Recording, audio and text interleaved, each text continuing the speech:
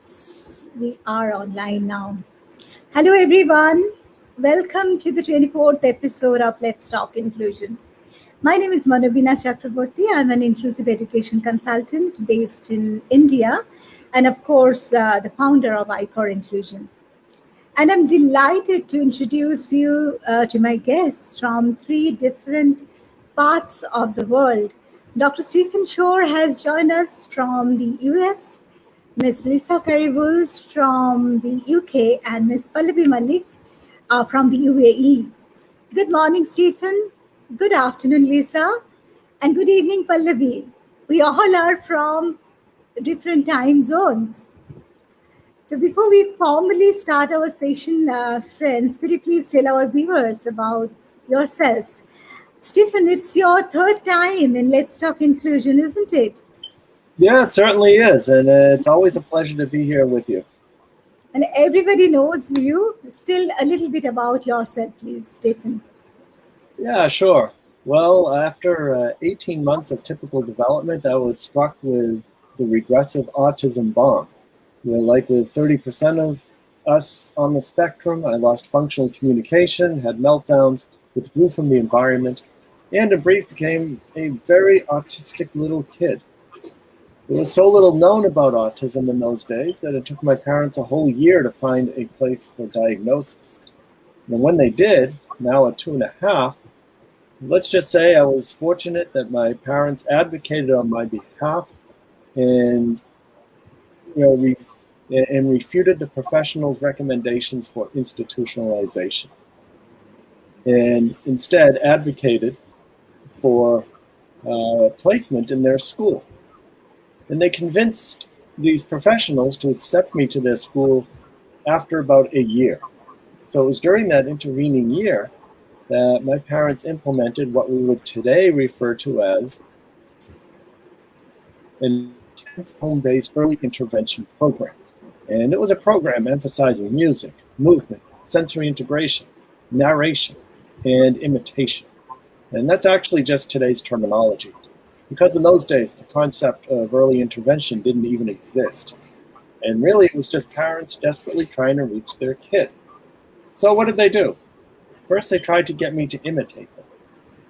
So I think everybody has used imitation in one way or another to teach somebody something. Anytime you said, watch me do it, okay, now you do it, it's like this, that's imitation. But perhaps due to a difference in mirror neurons, imitation can be difficult, especially for younger autistic people. So my parents flipped it around and imitated me. And once they did that, I became aware of them in my environment. And then they were able to move me along.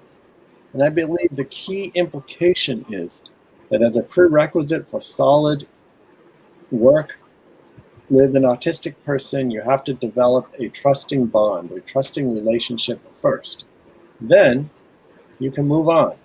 And I think that holds true for everybody else.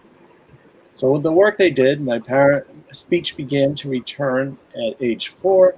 I got admitted to the school that initially rejected me. I got reevaluated, and instead of being considered as psychotic and ready for an institution, I got upgraded to neurotic. So things were looking up and it worked. Well, we fast forward to today, and now I am a professor of special education at Adelphi University, teaching and researching mostly on issues related to autism. Pre-pandemic, I was traveling to a different country about once a month, including India. I've been to India, I would say, probably close to a dozen times, and I look forward to when it's safe to return to India and see what else, writing books and articles on autism and giving music lessons to children on the autism spectrum. So that's what brings me here to talk to all of you. Thank you, Stephen. You are an inspiration to all of us, actually. Lisa, could you please tell our viewers something about your life and work? Hi. So I started being interested in autism when I was probably about 18.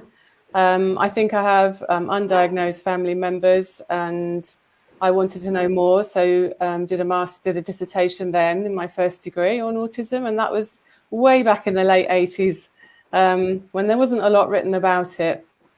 I then went on to be a mainstream teacher, but then decided to be a special education teacher.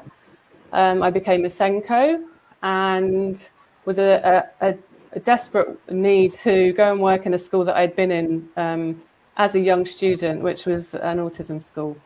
I managed to get the job there, went on to be the head teacher there, and then took an amazing opportunity in 2016 to go and help to open the first school for autism in Qatar. That was a wonderful experience because I'd been to Qatar as a teacher when I was in my 20s. I had a fantastic time there, and since then I've been working back in the UK as a consultant to schools and also some work back out in Qatar. So, autism is my life. Thank you, Lisa. Thank you for coming to my show today. And Pallavi is from Dubai and has been working directly with school-aged children and young people. Pallavi, could you please tell us about your exciting field of work? Hi everyone, good morning, good afternoon, good evening from different parts of the world. So originally I'm from India, from Delhi, but I have been in Dubai since 2014. I've done my master's in special and inclusive education from the UK, from London. And it's been almost 13 years now since I've been in the field of special education. I have worked with different curriculums, be it CBSE, British, IB, American. And since I was quite young, when I was in school and I was volunteering, I have always worked with children with neurodevelopmental disorders. And that's where my passion started, to work with children with autism and learning difficulties. And that's how I landed up being a special educator. And I've been a Senko since 2014, and being part of inclusion and special education, removing barriers is what I feel is my passion. And that's the best thing I would like to describe that inclusion is all about. And I strongly believe in passionate, we believe in inclusion. So that's about me. Amazing. Thank you very much, Pallavi, for coming to my show today. So let's come to the topic now. Friends, in day-to-day life, we talk about language development in children. But not many of us really can distinguish between receptive and expressive language. As we know, expressive language refers to how a child uses words to express himself and herself. But receptive language is essentially understanding the expressions and words of others. In autism, receptive language is often seen to lag behind the expressive language. Stephen, what do you think about it? Well, you're absolutely right. And that is, autistic people tend to understand a lot more than we're able to express, or at least able to express in ways that people understand. And an example of where this is starkly apparent is when I see parents and professionals and maybe others talking about an autistic child when the child is in the room as if the child is not there. And commonly they're talking about all the things that the child cannot do and all the deficits, and using a bit of a deficit model as opposed to focusing on what the child can do.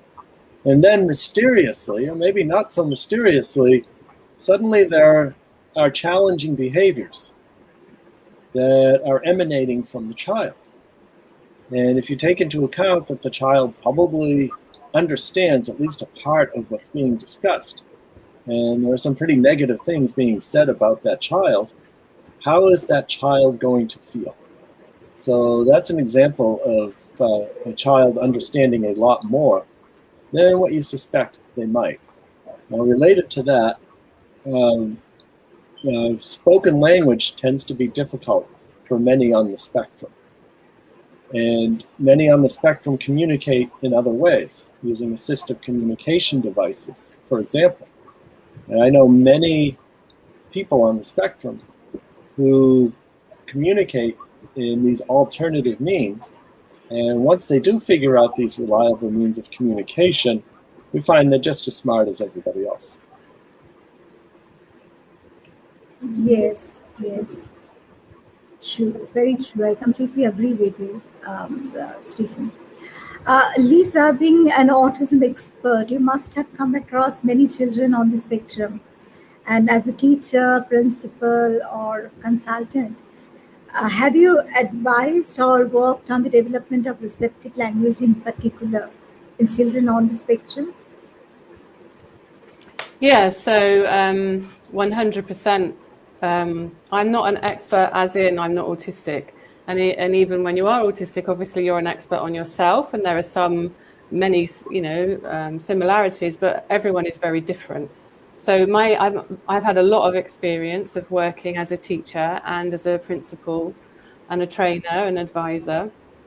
And I'm just really behind what Stephen's saying in my experience, that it's about trying to find a method of communication for each individual person, so that you understand what they're understanding, because it looks like the receptive language isn't there, because the expressive language may not be there, but that isn't true necessarily. There could be a lot of understanding there. And I always train staff and parents to not assume, and to assume actually that everything you're saying is understood and remembered. With whether there's any attempt to gain any eye contact or any attempt to communicate in the way that you would recognize, doesn't mean that that person isn't understanding everything you're saying.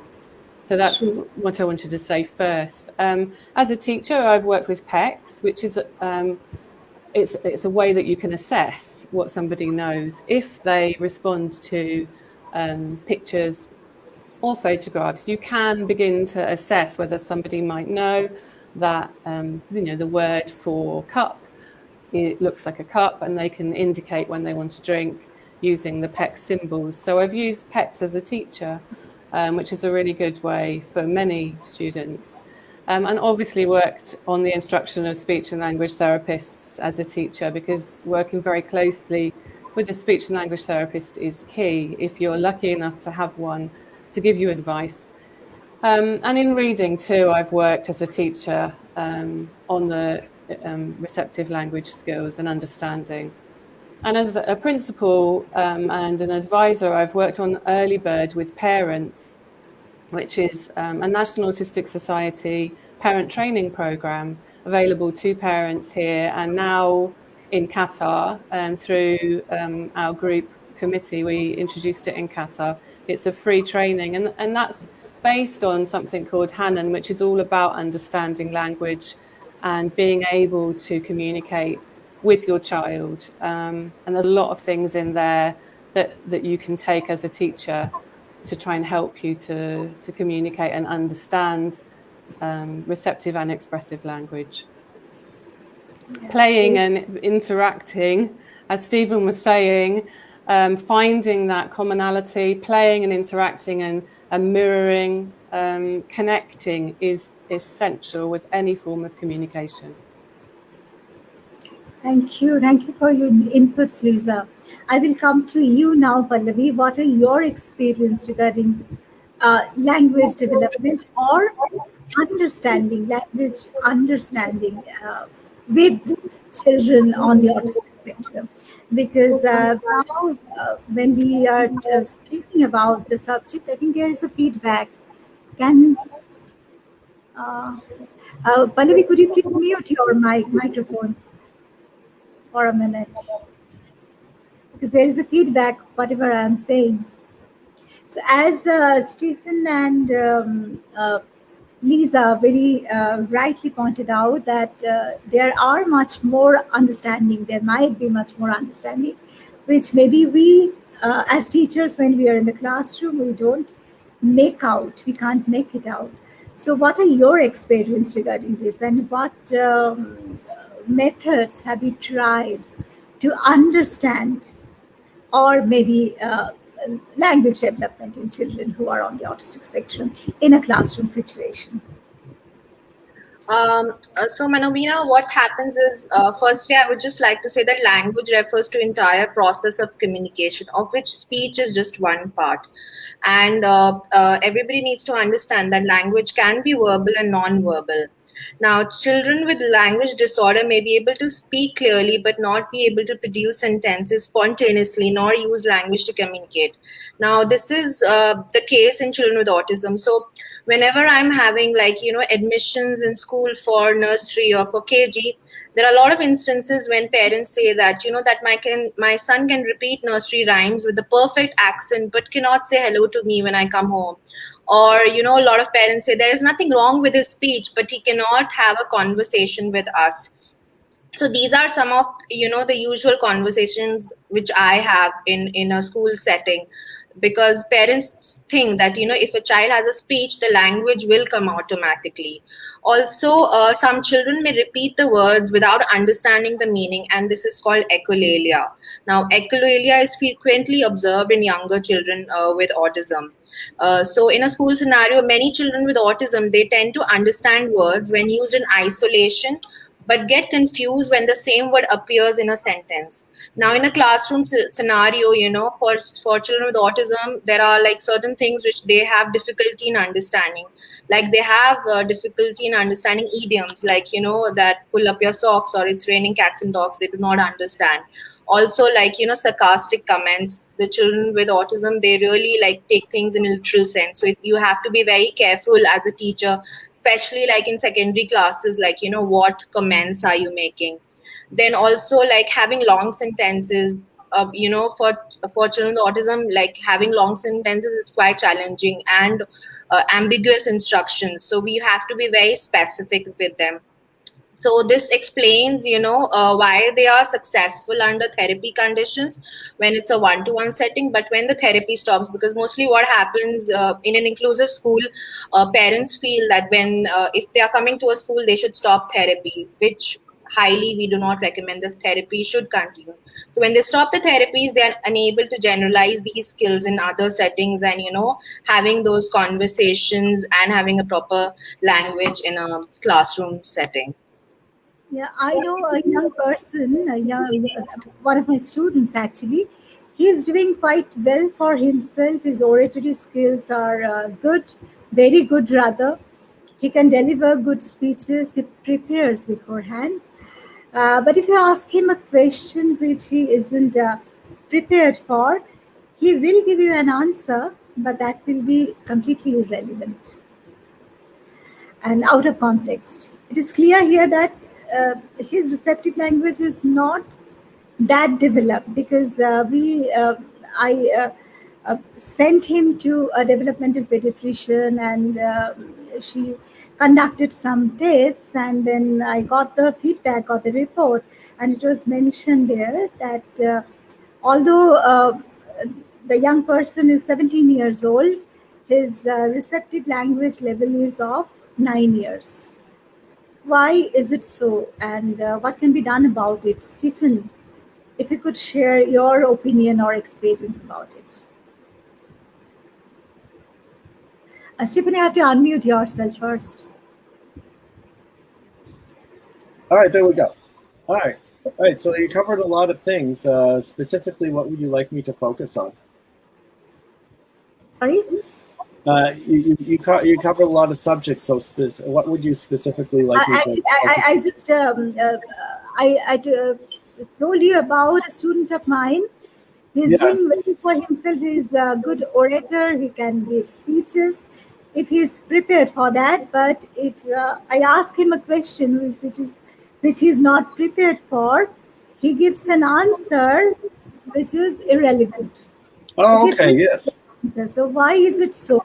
And I sent him to a developmental pediatrician, and after conducting some tests, she sent me the reports, and it is mentioned there that although the young person is of 18 years age, but his receptive language level is of someone of 9 years.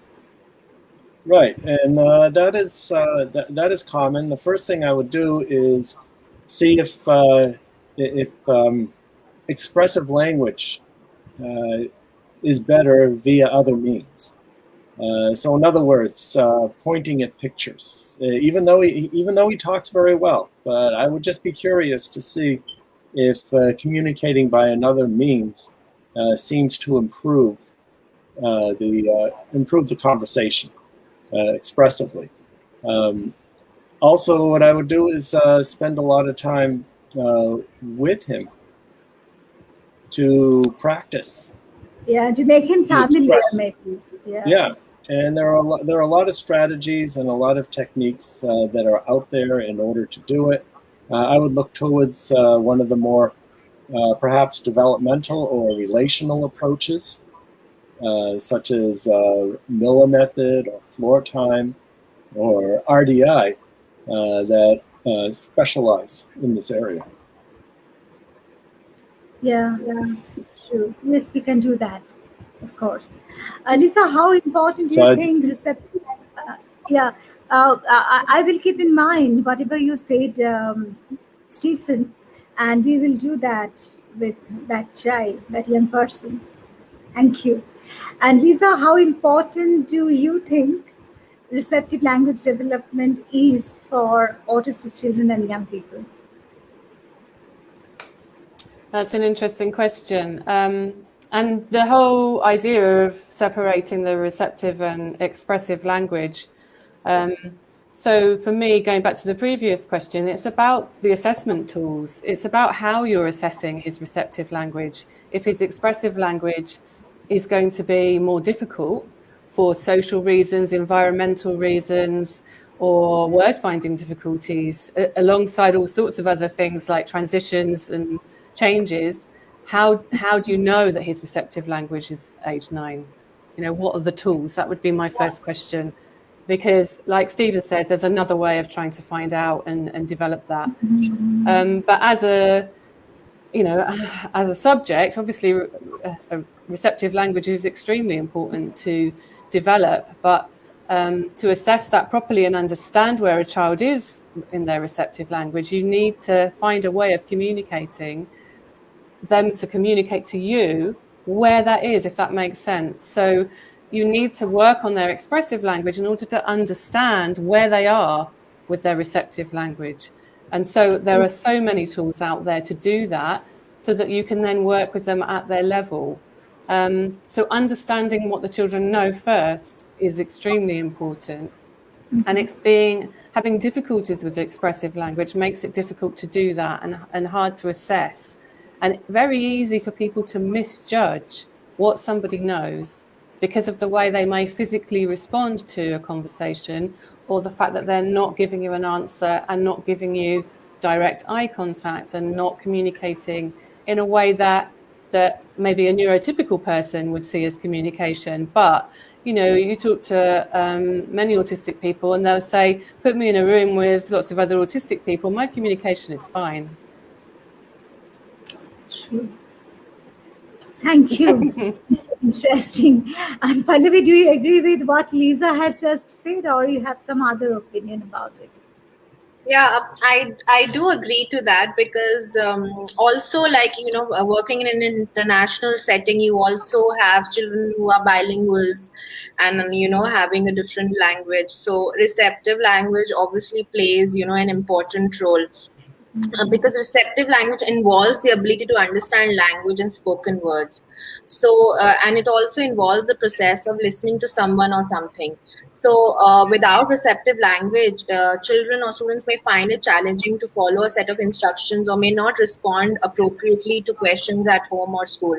So this is quite like, you know, a concern when we have a lot of children in early years or in KG or nursery, where the receptive language is still developing. I mean, there are ways to assess receptive language, but again, like, you know, we have to like try to find out the different ways of means how to, you know, involve and have that. So I typically, like, you know, suggest that to improve receptive language, the parents or the teachers have to surely like make eye contact when they are speaking to the children. When you're giving instructions, break them into chunks, because when we have children with autism, some of them are also not able to understand English maybe in the classroom. So, you know, receptive language, because you're thinking in a different language, your brain is processing in, and then you are trying to produce it into an expressive language with a different language. So definitely, I suggest that whenever you give the instructions, have it break them up into chunks. Also, I always tell the parents and that repeat the instructions, use time sequences.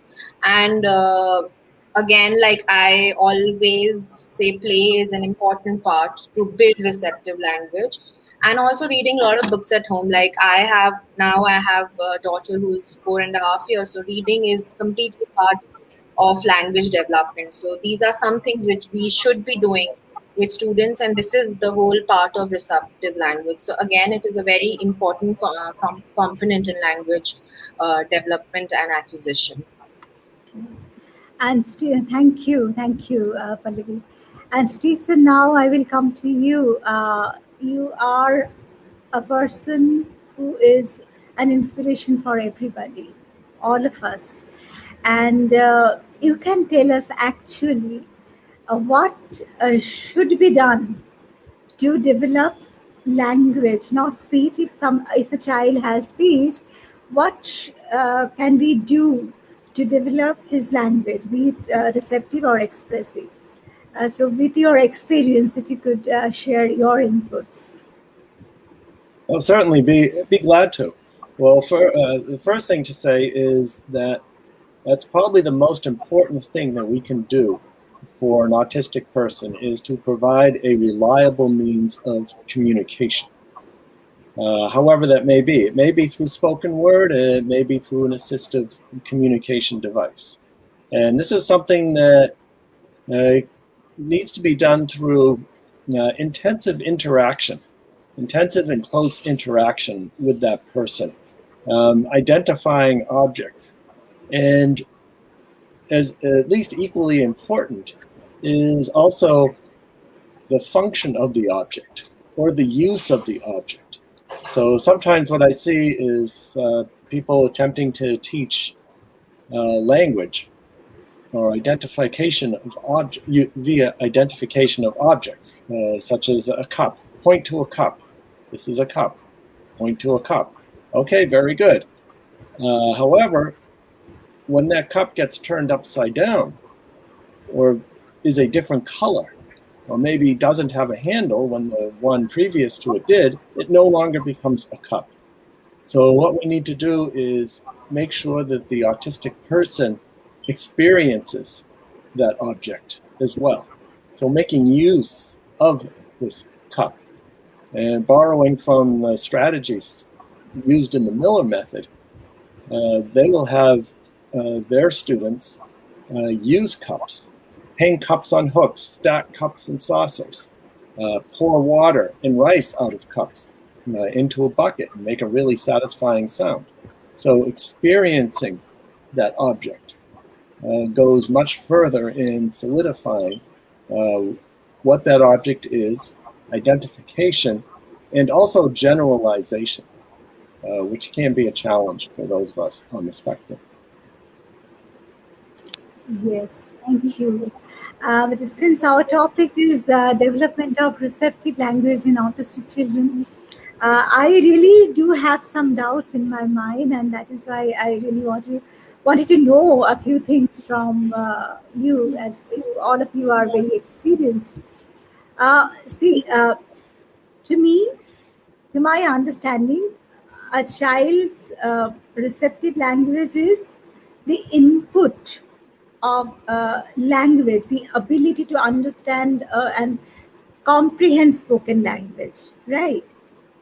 And I have often noticed that people who have difficulty understanding language, there are non-autistic persons as well who have some difficulties to understand language, and they also struggle with following direction, understanding what gestures mean, and all these can affect their day-to-day life.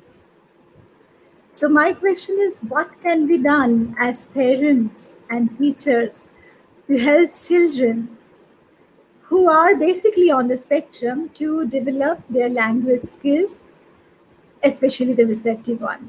The pandemic caused a lot of hindrance in the support services worldwide. I'm in India, and we are in the process of recovering from the deadly second wave of coronavirus and getting ourselves prepared for the third wave. In this scenario, without much help from the professionals, from speech and language therapists, how parents can help their children to improve on their language skills. Um, what do you think? I will take all of your opinion in this, Lisa, Stephen, and Pallavi. Lisa, if you could tell us, please. Okay, this is a topic close to my heart because I've worked so closely with parents with the Early Bird Project, especially in Qatar. So really there are many factors to maximising your communication. And as Stephen said, it's about connection, and it's about, having the opportunities. And to have the connection and the opportunities, you really need to have a look at the environment that you've created. The environment can play a big factor in the sensory input. And if you are being overwhelmed by your sensory input, then you can't learn. So that's one of the first things I would always do, is assess the environment that you're trying to teach somebody in, that it's set up for that individual person. Now, what we've got to remember is some autistic people are going to be really overwhelmed by lights, noises. Some, it's more about touch. Some, that everybody is different. So it's knowing the child that you're going to work with and making the environment fit them, involve them in that if you can. Also, one of the main things I always say to parents is we like to chat. Neurotypical people do like to just chat. And some autistic people have said, too much chat. And for children, when you're trying to teach them language, try not to do that too much and limit your language, to just some specific instructions, some keywords, because this is an important thing. If you want a child to take on and you've got too much chat around what you're trying to teach them, then they're not going to know which words to listen to. So that's a big thing I always say, try and limit how much language you're using. And then visuals are key. For autistic people that I've read about and spoken to, the visual information is key. When you're learning a new language, a neurotypical person is relying on visuals. So visuals are really important, and visuals aren't just a drawing. They can be an object, a photograph, even just a prompt with, like a gesture. And it's, again, knowing a person. If you have a child, my daughter's ADHD, she hates me gesturing. She says it distracts her too much. So, it's about tailoring to an individual. Yeah. There's a question. Any suggestions on how to assist parents and students when teaching online? Stephen, would you like to address this? Yeah, I certainly would. When teaching online, a lot of the strategies described by Lisa also hold true. Economizing on words. I've seen many situations where, for example, a teacher would give a set of instructions, something like, before you take the test, write your name on the piece of paper by using the pencil. And that can be very confusing, even for non-autistic people, because what I did is I gave the instruction set out of order. It was out of chronological order. And you had to remember one or two instructions before you could complete the task. And that can be fine if you're assessing for the ability for someone to remember one or two instructions before starting a task. But usually that's not what we're intending to do. So communicating in brief sentences, economizing in words, and also the concept of chronological order. Okay, everybody get ready. Now pick up your pencils, then write your name. Okay, start. And depending upon the developmental level of the child, you may give one instruction at a time and wait for it to be completed, or you can give them all in a row. It depends on the person. So that's one concept that's important. So anyways, getting to electronic communication, very much like we're doing now, you want to keep the place of learning free from distractions as much as possible. So what is happening in the house, behind the student, around the student? Can that student be given a place that's separate from everything else that's going on? And sometimes that's easier said than done, because you might have a lot of people crowded into a small space. My wife, who also had to teach online, she's a music teacher, and there'd be a number of situations where she's teaching her class. There's 25 students, 25 little faces in square boxes using Zoom, and there's a lot of noise and distraction coming from one of those boxes. What is happening? A student's grandmother is watching TV loudly in another area of the room. And then there's always the challenge of, well, how much authority do you have? You tell that mother to turn the TV down. How do you do that? So that's a real life. That's when reality intrudes and rears its ugly head. So as distraction-free an environment as possible. And also, like in face-to-face teaching, you want to change how you're doing things frequently. So not blabbing in front of a screen for the entire class time, which is boring in face-to-face as well. But having interactive activities, checking in on students, asking them questions, finding ways for them to participate, whether it's raising their hand, whether it's pushing that hand button on Zoom, whether it's using third-party software to gauge student interaction, depending upon where they are developmentally. These are just some of the things that I think about for successful online teaching. Yeah, I completely agree with you. And I always, I'd like to add one more point here, because I think that we should allow a child some processing time too. I keep telling my absolutely, yes. The students with ASD may require 15 to 30 seconds to process instruction and formulate a response. So I always suggest my colleagues not to be tempted to repeat the sentence without a pause.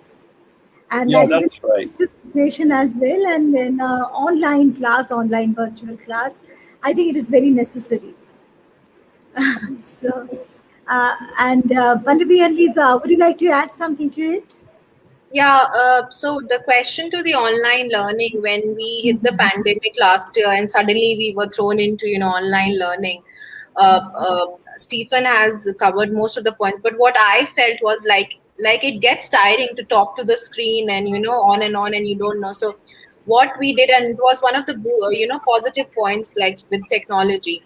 So what we did as a team of inclusion team, and also some of the teachers who were inclusion ambassadors, to create videos of particular topics, beforehand, and sharing it with the students on Seesaw or just emailing them.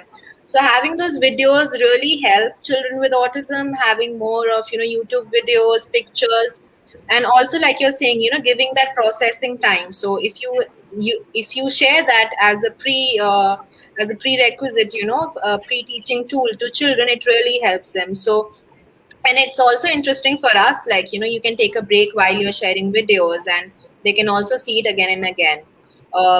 So that is very important. And chunking the instructions, which has to be, so you can write the instructions with certain Teams, Zoom, you can also give the voice instructions. So I think and that is part of differentiation, which is like an hot topic these days in every curriculum and classroom lesson plan. So just the ways of differentiating, for not only for children with autism, for other students as well. I know there is a lot of debate on learning style, but for me especially, like, if I see something visually and if I see a video, it really helps me to, have that information getting processed with my understanding. So yeah, we just have to find out ways what the child's strength is and what they like, and just work on that instead of what we like as educators. We have to find what children like at the end of the day and base our plan on that. Very true. And Lisa, would you like to add something to it? Yeah, that's a brilliant point. The visuals are really key. So using videos and interests are so important.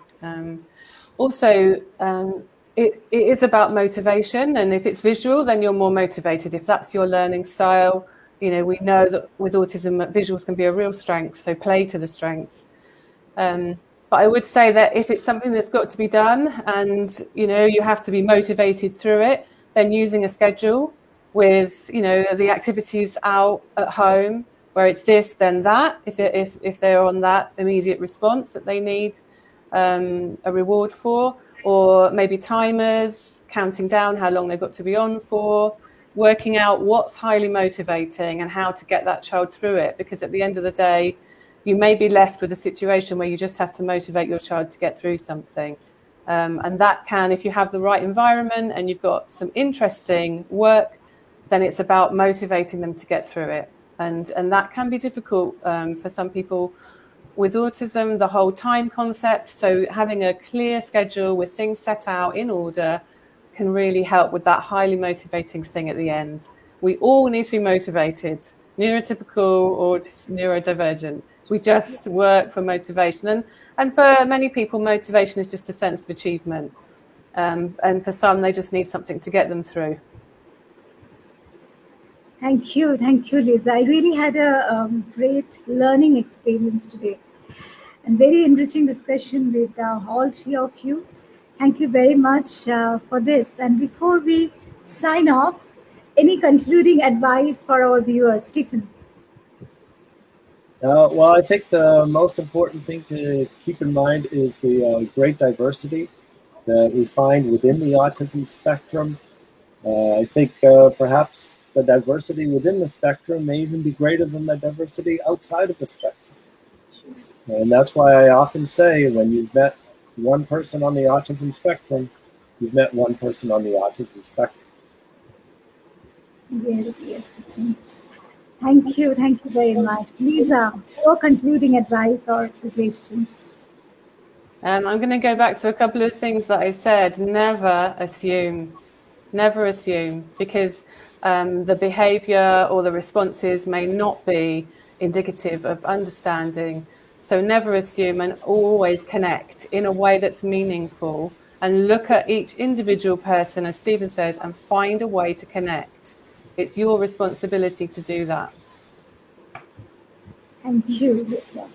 Pallavi, yours concluding remarks, please.